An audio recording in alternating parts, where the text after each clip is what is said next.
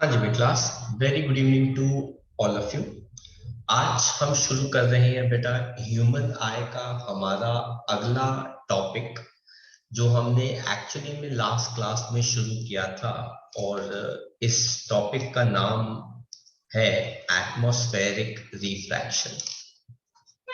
जैसा कि आपको मैंने बताया था कि हमारा एटमॉस्फेयर जो है वो बहुत सारी अलग अलग लेयर्स का बना है। इसकी डेंसिटी जो है वो डिफरेंट है। तो डेंसिटीज ऑफ लेयर्स जो है बेटा वो क्या करती रहती है, डिक्रीज कर।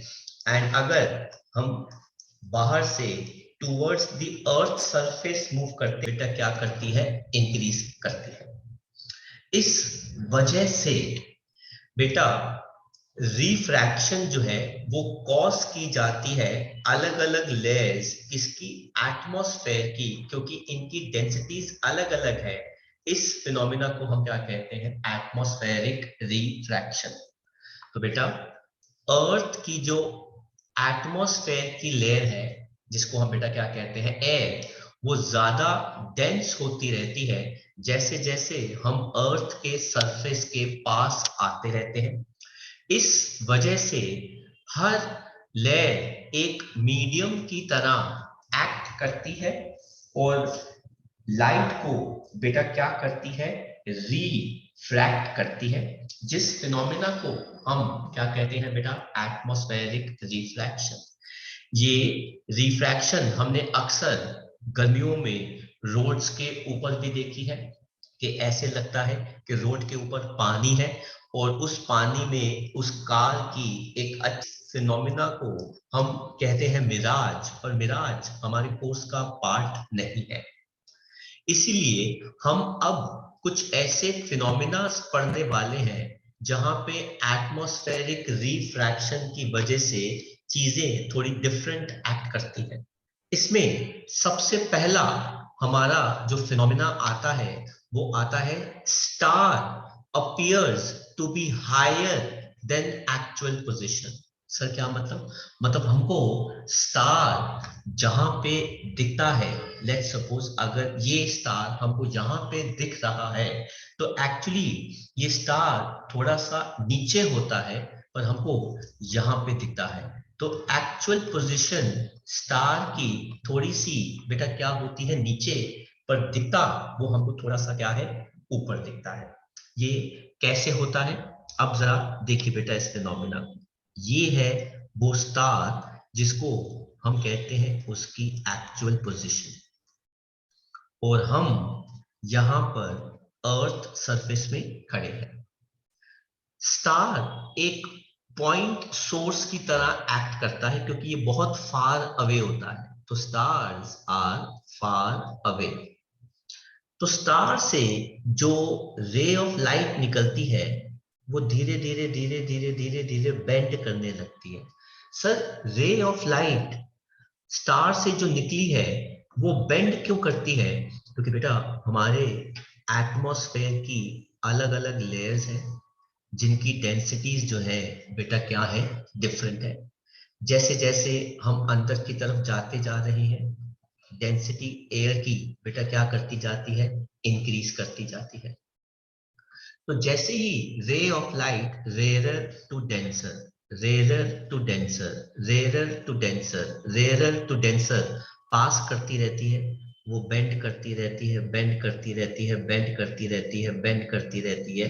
तो ये एक्चुअल स्टार की लाइट जो है वो हमारी आंखों पे पड़ गई। लेकिन बेटा आपको तो पता ही है, हम सीधी रे में ऑब्जेक्ट को देख सकते हैं। ये तो जो पाथ है लाइट का वो कर्व्ड है। जब हम इसी रे को पीछे की तरफ एक्सटेंड करते हैं तो बेटा वो स्टार हमें यहाँ पे नजर आता है। तो दिस इज द पोजीशन जहां पे हमें स्टार नजर आता है, पर एक्चुअल पोजीशन जो है वो स्टार की बेटा क्या होती है, नीचे होती है। तो इसको हम कैसे लिखते हैं वो आपके सामने अभी आ जाएगा। बट हम क्या कहते हैं, रे ऑफ लाइट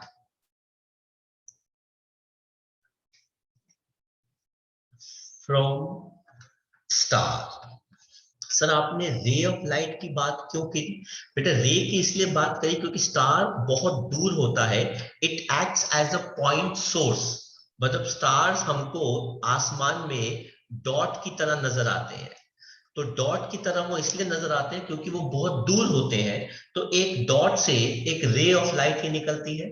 जब ये रे ऑफ लाइट एंटर करती है हमारे अर्थ के एटमॉस्फेयर में, जो अलग अलग लेयर्स का बना होता है क्योंकि उसकी डेंसिटी अलग अलग होती है, तो it undergoes continuous atmospheric refraction. इस शब्द का आना बहुत जरूरी है कि the ray of light undergoes continuous atmospheric refraction, क्योंकि सारी लेयर्स अलग अलग डेंसिटी की होती है, तो एक तरह से अलग अलग मीडियम एक्ट करती है, 3 मीडियम 4 एंड सो ऑन। इसलिए आप देख सकते हैं बेटा, ये रे ऑफ लाइट का जो पाथ होता है वो कर्व्ड पाथ बन जाता है।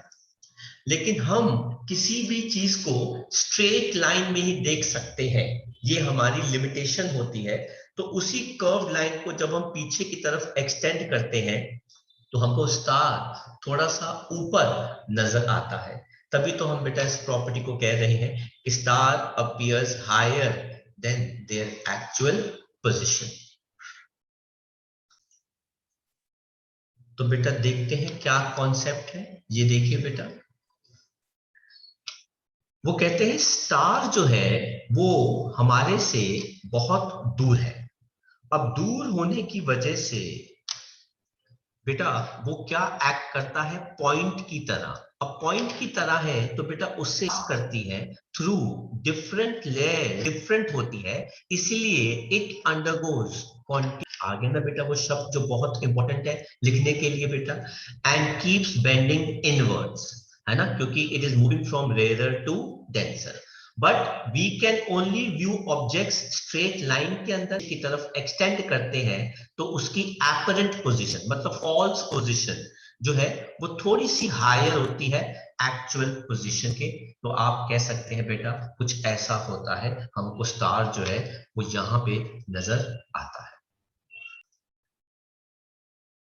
आज के जितने भी रीजन बेस्ड क्वेश्चंस हम कर रहे हैं इसमें बहुत सारे पार्ट्स बेटा आई एम श्योर आपके स्कूल के एग्जाम्स में पूछे जाएंगे, एंड आई एम 100% श्योर कि इनमें से कोई एक या दो आपके स्कूल का चाहे यूनिट टेस्ट है चाहे एग्जाम है उसमें जरूर पूछा जाएगा। तो इसीलिए ये टॉपिक बहुत ज्यादा इंपॉर्टेंट है and it is based on atmospheric refraction.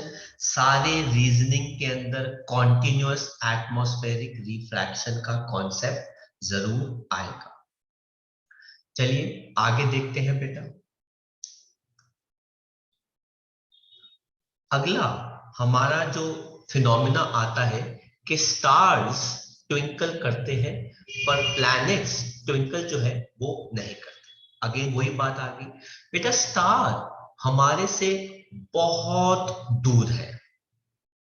अब बहुत दूर होने की वजह से बेटा वो अगेन बेटा ये रे ऑफ लाइट स्टार हमारे एटमॉस्फेयर की जिनकी बेटा कंटिन्यूअस एटमॉस्फेरिक रिफ्रैक्शन, और उससे क्या होता है बेटा, लेट्स सपोज हमारा स्टार है और इससे रे ऑफ लाइट जो है वो आ रही है आ रही है आ रही है, तो बेटा कभी कभार वो हमारे सर के ऊपर पड़ती है तो हमें वो नजर नहीं आता। कभी कभार रिफ्रैक्शन की वजह से वो हमारी आंखों पे पड़ती है तो हमें स्टार नजर आता है। कभी कभार वो थोड़ा सा और ऊपर गिरती है हमें नजर नहीं आता। तो जब भी ये रे ऑफ लाइट हमारी आंखों पे पड़ेगी हमको स्टार नजर आएगा, हमारे आंखों के ऊपर या नीचे कहीं पे फॉल करेगी हमें स्टार नजर नहीं आता। इसलिए हमको लगता है कि स्टार जो है वो क्या कर रहा है, ट्विंकल कर रहा है। तो बेटा यही रे ऑफ लाइट कभी कभार रीचेस आवर आईज तो we can see the star, and sometimes ये हमको मिस कर जाती है तो हम स्टार को नहीं देख पाते। इसलिए स्टार जो है वो क्या करता है बेटा, ट्विंकल करता है ना। अब आप देख लो बेटा स्टार से क्या निकलेगी, रे ऑफ लाइट, एक सिंगल रे निकल रही है है ना। तो ये हो गए, हम यहाँ पे खड़े हुए हैं। अब ये रे ऑफ लाइट रिफ्रैक्शन के बाद कभी आती है, कभी कभार आंखों को मिस कर जाती है, लेकिन जब आंखों पे पड़ेगी तो नजर आएगा, और जब आंखों को मिस कर जाएगी तो नजर नहीं आएगा। सर प्लैनेट्स क्यों नहीं ट्विंकल करते? बेटा प्लैनेट्स जो है, बेटा स्टार क्या देता है? रे ऑफ लाइट। प्लैनेट क्या देगा बेटा? Beam of light. बीम का मतलब होता है बहुत सारी rays, beam of light. Beam का मतलब क्या होता है? बहुत सारी रे ऑफ लाइट्स। तो बेटा अब इतनी सारी बीम ऑफ लाइट पड़ रही है, तो बेटा कोई चांस ही नहीं है कि ऐसी कोई भी रे हो जो हमारी आंखों पे ना पड़े किसी पल। हमेशा कोई ना कोई रे इस बीम में से हमारी आंखों पे पड़ती है। इसीलिए हमको जुपिटर या कोई भी प्लैनेट, या हमें हमारा सन, या हमें हमारा मून हमेशा नजर आता रहता है, क्योंकि वो इतने दूर नहीं होते जितने स्टार्स हमारे से दूर होते हैं। तो स्टार्स इतने दूर होने की वजह से बेटा क्या एमिट करते हैं? रे ऑफ लाइट। लेकिन प्लैनेट्स उससे बहुत पास है, इसलिए बेटा वो क्या एमिट करते हैं? Beam of light. बीम के अंदर बहुत सारी रेज होती है, तो बेटा कोई ना कोई रे बीम के अंदर हमेशा हमारी आंखों पे पड़ती है, इसलिए बेटा वो कभी भी ट्विंकल, जगमग नहीं करता, वो हमेशा हमको नजर आता है। लेकिन स्टार से निकली हुई रे एटमॉस्फेरिक रिफ्रैक्शन की वजह से कभी हमारी आंखों पे गिरती है, कभी हमारी आंखों पे नहीं गिरती। अगर रे हमारी आंखों पे गिरेगी तो हमको स्टार नजर आएगा। अगर रे ऑफ लाइट स्टार से निकली हुई हमारी आंखों को मिस कर जाती है तो हमको स्टार नजर नहीं आता। तो बेटा प्लैनेट्स हमारे बहुत नंबर ऑफ रेज, जिसको हम कहते हैं बीम ऑफ लाइट, तो इरेक्शन, लेकिन फिर भी हर पल कुछ न सारी रेज हमारी आंखों को ट्विंकल नहीं करते, पर स्टार्स जो है वो ट्विंकल करते हैं। तो आप देखते होंगे अक्सर हम मूवीज में या कार्टून में स्टार को ऐसे चमकता हुआ कभी कभार दिखाते हैं, और फिर उसकी चमक बंद हो जाती है। तो चमकता हुआ इसलिए दिखाते हैं क्योंकि वो ट्विंकल कर रहा है, क्योंकि उसकी रे हमारी आंखों पे गिर रही है, और फिर वो चमकना बंद कर देता है क्योंकि बेटा वो रे हमारी आंखों को क्या कर जाती है? मिस कर जाती है। आई होप बेटा आपको। नेक्स्ट देखते हैं बेटा फिनोमिना। ये भी बड़ा इंटरेस्टिंग फिनोमिना है बेटा। सन 2 मिनट, मतलब अभी सन राइज हुआ नहीं है, पर हमको सन नजर आना शुरू हो जाता है, और सनसेट के बाद भी 2 मिनट तक हमको वो नजर आता रहता है। अब सर ये कैसे होता है? हमारा अर्थ, और हम अर्थ के ऊपर खड़े हुए हैं। इसको बेटा क्या कहते हैं? Line of horizon. होराइजन का कॉन्सेप्ट ये होता है कि अगर कोई चीज होराइजन के नीचे चली जाए तो बेटा वो हमें नजर नहीं आती। एंड बेटा ये है हमारा सन। अब देखिए बेटा, सन से रे ऑफ लाइट निकलती है। अब सन बहुत सारी रे ऑफ लाइट देता है। एक रे ऑफ लाइट यहाँ पे भी जाती है, इसका कोई फायदा नहीं। एक रे ऑफ लाइट यहाँ पे भी जाती है, इसका कोई खास फायदा नहीं। एक रे ऑफ लाइट यहाँ से ऐसे जाती है। जब ये रे ऑफ लाइट होराइजन को क्रॉस कर जाती है और अर्थ के एटमॉस्फेयर में घुस जाती है, तो बेटा ये बेंड होनी शुरू हो जाती है। क्यों?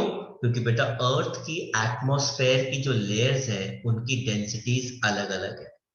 अब जैसे ये बेंड होनी शुरू हो जाती है, और यही रे ऑफ लाइट जब हमारी आंखों पे पड़ती है, हालांकि बेटा एक्चुअली अगर आप देखो तो सन अभी होराइजन से नीचे है और अभी सनराइज हुआ नहीं है, लेकिन जब हम इसी रे ऑफ लाइट को बेटा पीछे की तरफ बेटा क्या करते हैं? एक्सटेंड करते हैं, तो बेटा हमको सन थोड़ा सा यहाँ पे नजर आना शुरू हो जाता है।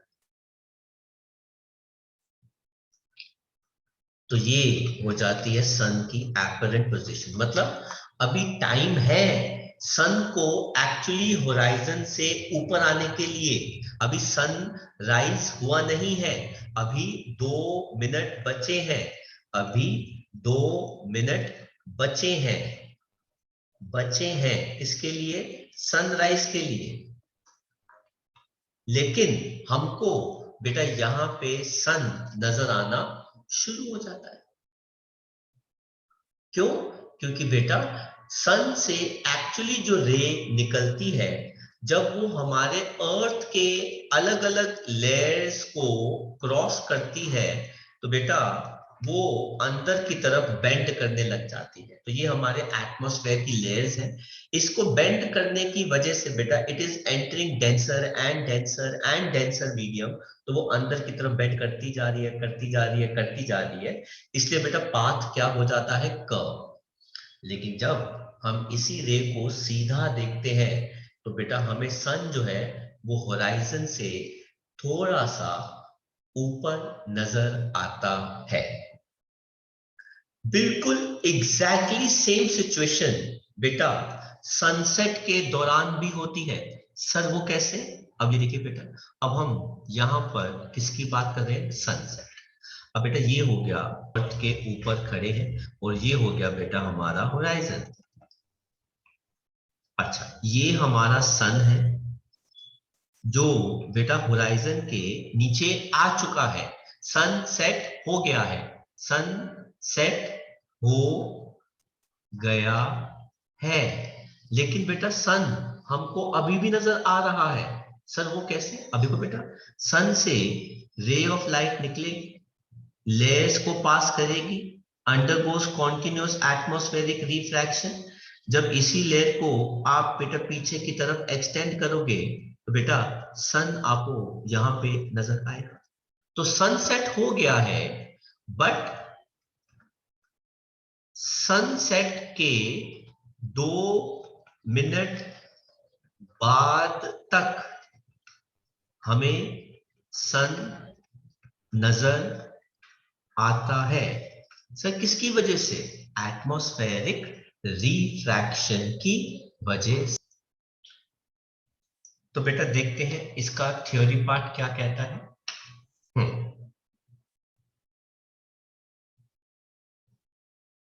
कहते हैं जब सनराइज होने वाला होता है, तो सन जो है होराइजन के बहुत पास होता है, और रेज सन से पास होती हुई कहां पे एंटर करती हैं? डिफरेंट लेयर्स ऑफ अर्थ के एटमॉस्फेयर की, जिनकी डेंसिटीज क्या होती हैं? डिफरेंट। इसलिए they undergo continuous atmospheric refraction, और वो अंदर की तरफ बेंड होने लग जाती है। जब यही रिफ्रैक्टेड रे को हम पीछे की तरफ एक्सटेंड करते हैं स्ट्रेट लाइन में, तो हमको सन जो है वो उसकी अपरेंट पोजीशन पे नजर आता है, जो उसकी एक्चुअल पोजीशन से या होराइजन से थोड़ी सी ऊपर होती है। इसलिए 2 मिनट पहले से ही हमें एक्चुअल सनराइज जो है वो नजर। सिमिलरली सनसेट हो चुका है, और सन जो है वो होराइजन के नीचे है, लेकिन अभी भी रेज सन से पास करती हैं और एंटर करती हैं हमारे एटमॉस्फेयर में, जहां वो क्या शो करती हैं? Continuous atmospheric refraction. और वो अंदर की इसी रिफ्रैक्टेड रे को अगर हम पीछे की तरफ एक्सटेंड करेंगे, तो हमको सन जो है होराइजन से 2 मिनट ऊपर तक नजर आता है। आपको मैं एक और चीज बहुत अच्छी इसके अंदर समझाता हूं और मैं बताता हूं। तो ये देखिए, अब ये सनराइज है या ये सनसेट है, हमारे लिए बताना जो है बहुत मुश्किल है, क्योंकि ये एक्चुअल एक सन की फिक्स पोजीशन जो है उस पे फोटो खींची हुई है। अब देखिए बेटा, अब आप यहाँ पे पहले बता दीजिए ये सनराइज है कि सनसेट है, मैं उस हिसाब से इसको एक्सप्लेन करता हूं। तो लेट अस सी बेटा, ये क्या है? सनराइज। अगर ये सनराइज है, तो बेटा सन अभी ऊपर आने वाला है, अभी 2 मिनट हैं उसको होराइजन से ऊपर आने के लिए। लेकिन सन से जो रे ऑफ लाइट निकलती है बेटा, वो एटमॉस्फेयर में जैसे ही एंटर करती है, तो वो अंदर की तरफ बेंड होने लग जाती है, और बेटा यहाँ पे एक्सटेंड करें तो हमको सन जो है वो होराइजन से ऊपर दिखता है। हालांकि इस फोटो में हमने बहुत ज्यादा उसको ऊपर दिखाया हुआ है, ऐसा नहीं होता बेटा, थोड़ा सा ही वो ऊपर हमें दिखना शुरू हो जाता है। सिमिलरली बेटा अगर मैं इसी फिनोमिना को सनसेट से एक्सप्लेन करने की कोशिश करूं तो देखिए सन सेट हो चुका है, मतलब वो नीचे की तरफ जा रहा है, लेकिन होराइजन के नीचे है, लेकिन अभी भी कुछ रेज ऐसी हैं जो सन से निकलती हैं, तो जब वो हमारे एटमॉस्फेयर में एंटर करती हैं तो दे शो कॉन्टिन्यूअस एटमॉस्फेरिक रिफ्रैक्शन, और जब वो हमारी आंखों पे पड़ती है तो हम उस रे को जब पीछे की तरफ स्ट्रेट लाइन में एक्सटेंड करते हैं तो सन हमें यहाँ पर नजर आता है, अपनी एक्चुअल पोजीशन से थोड़ा सा ऊपर नजर आता है। अब मैं आपको एक बहुत अच्छी चीज बताता हूं।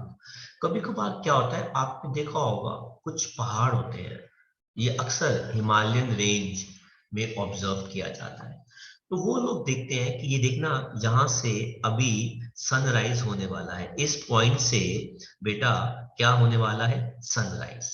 ठीक है, तो बेटा जैसे ही सनराइज होने वाला होता है यहां से रेज निकलनी शुरू हो जाती है, बहुत तरफ सन रेज है, रोशनी हल्की सी निकल रही, लेकिन सन नहीं निकला, और जैसे ही बेटा सन निकलता है तो बेटा इतना सा दिखता है, और एकदम से उसके बाद जो सन जो है बेटा वो इतने के बाद एकदम से बहुत ज्यादा दिखने लग जाता है, मतलब देयर इज अ ह्यूज, भाई इतना इतना तो हमको वो राइज करता हुआ नजर ही नहीं आता। सर क्यों नजर नहीं आता, क्योंकि वो 2 मिनट का जो गैप होता है ना उसको कंपेंसेट कर लेता है, क्योंकि वो हमें 2 मिनट पहले से ही राइज हो चुका होता है और वो हमको ज्यादा नजर आना शुरू हो जाता है। हालांकि इस वाले फिनोमिना के बारे में हमारी एनसीईआरटी बात नहीं करती, ठीक है, बट मैं फिर भी आपको बता देता हूं कि जब आप माउंटेन में पीछे देखो कि बेटा सनराइज होने वाला है तो शुरुआत में वो बहुत कम नजर आता है, लेकिन कुछ ही सेकंड्स के अंदर उसका बहुत सारा अमाउंट हमें नजर आने लगता है, वो भी एटमॉस्फेरिक रिफ्रैक्शन की वजह से होता है। But since it is a little difficult to explain and it can be best explain by a video, ठीक है, दैट इज द रीजन बेटा ये कॉन्सेप्ट जो है उन्होंने नहीं हमको बताया, ठीक है। एंड सेम कॉन्सेप्ट बेटा ऐसे भी आता है, जैसे मान लीजिए कोई पहाड़ है हमारे पास, ठीक है, और उस पहाड़ में से, ठीक है, अब हम सनराइज को ही इसमें ज्यादा एक्सप्लेन करते हैं, इसमें हमें करने की कोई जरूरत नहीं है। नेक्स्ट बेटा हम देखते हैं एक और हमारा आज नया फिनोमिना आया हमारे पास, जिसका नाम है बेटा स्कैटरिंग ऑफ लाइट।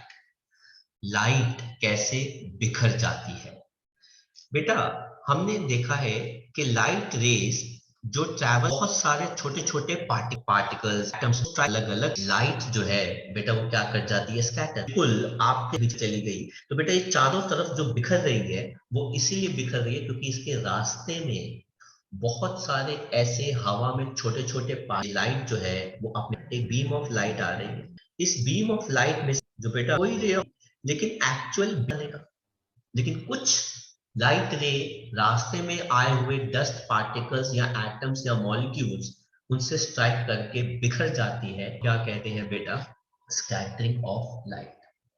अब ध्यान से सुनिएगा, अलग अलग के पार्ट को कहते हैं उस फिनोमेनन, रीजन साइज क्या है, वेरी इंपॉर्टेंट, कौन सी कलर की लाइट बिखरेगी, बिखरे छोटी वेवलेंथ का सारी वेवलेंथ से बिखरती है, जिस केस में हम कहते हैं पार्ट, तो बेटा ऑन जो बेटा कौन से कलर की होती है साइज, तो बिखरेगी बेटा उस वो कौन सी होती है बेटा, बिग ऑल नजर आता है, वाइट नजर आता है।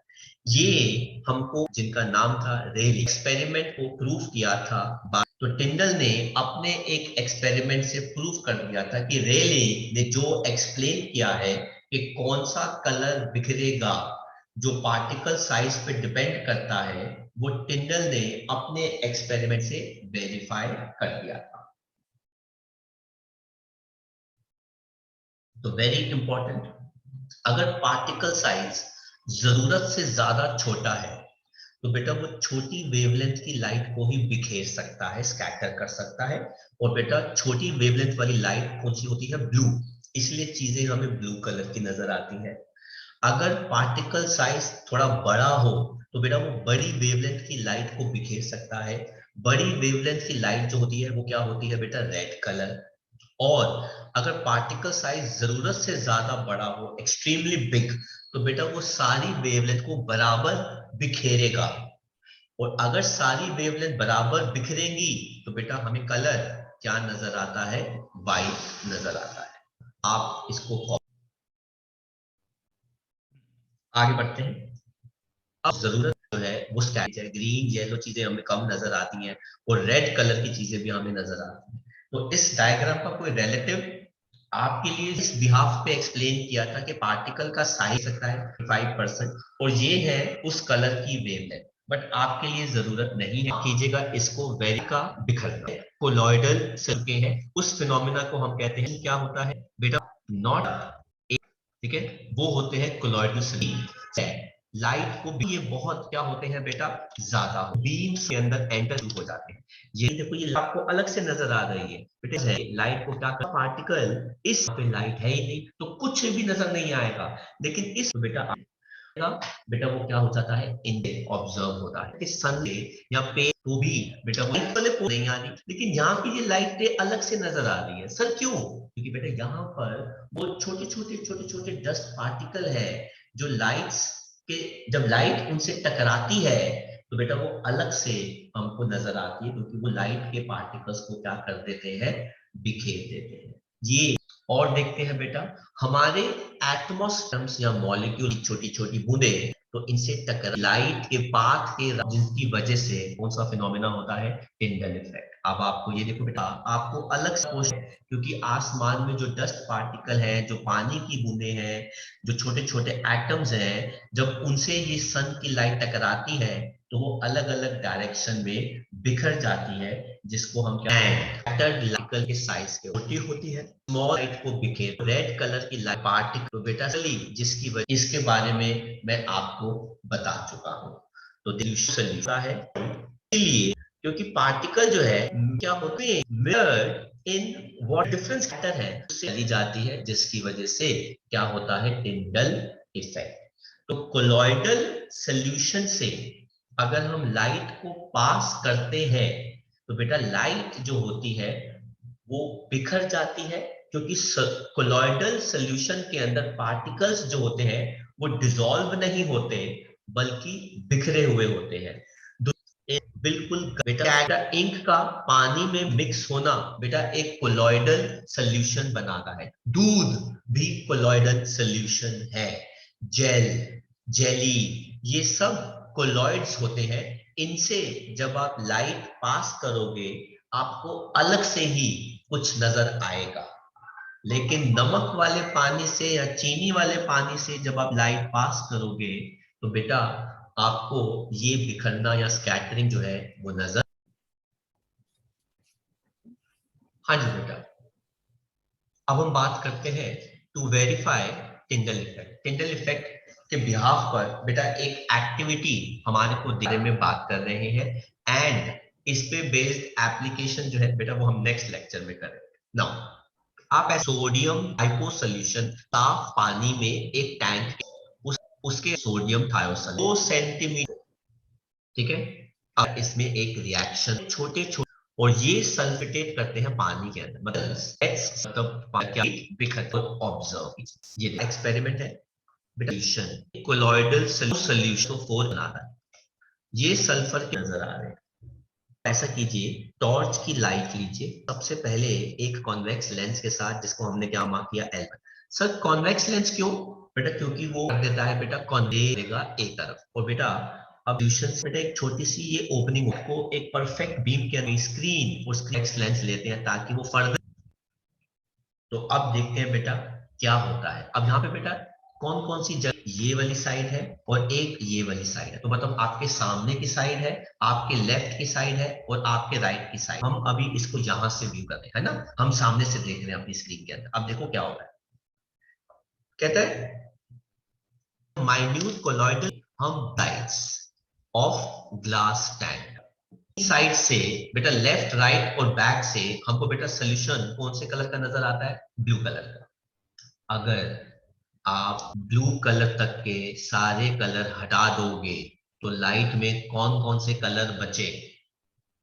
अगर विप ग्योर में से अगर हम ब्लू तक के सारे कलर हटा दें तो सनलाइट में कौन कौन से कलर बचते हैं? बेटा they are red, orangish red colour. कहता है फोर्थ बेटा वहां पे वो ब्राइट, इन सिंपल टर्म्स आप इसको कह सकते हैं कि ऑरेंज रेड कलर हमको स्क्रीन अंदर सनलाइट में सनलाइट हटा देंगे वो ज्यादा दिखना हमारा ब्लू नजर, इस साइड से ऊपर का ऑरेंज ये होता है, ये सोर्स ऑफ कहते हैं और पार्टी कॉपी कर सकते हैं इसको। तो बेटा इससे रिजल्ट हमारे पास क्या आता है कि फाइन पार्टिकल्स जो है सल्फर के जो छोटे उससे छोटी वेवलेंथ वाले रिलीज लॉन्गर वेवलेंथ शॉर्ट या इधर डायरेक्शन में बेटा चारों तरफ बिखर जाती है, स्कैटर कर जाती है बेटा। तो this is the concept of scattering of light and जो बेटा टिंडल हमारे जो साइंटिस्ट थे उन्होंने एक्सप्लेन किया था एक्सपेरिमेंट के साथ। तो आज की लेक्चर में क्लास में हम यहाँ पर इतना ही करेंगे। नेक्स्ट लेक्चर में हम करेंगे बेटा कुछ फिनोमिना जो एग्जाम्पल है जहां पे लाइट जो है वो स्कैटर करती है और एनसीईआरटी के एक्सरसाइज के क्वेश्चन।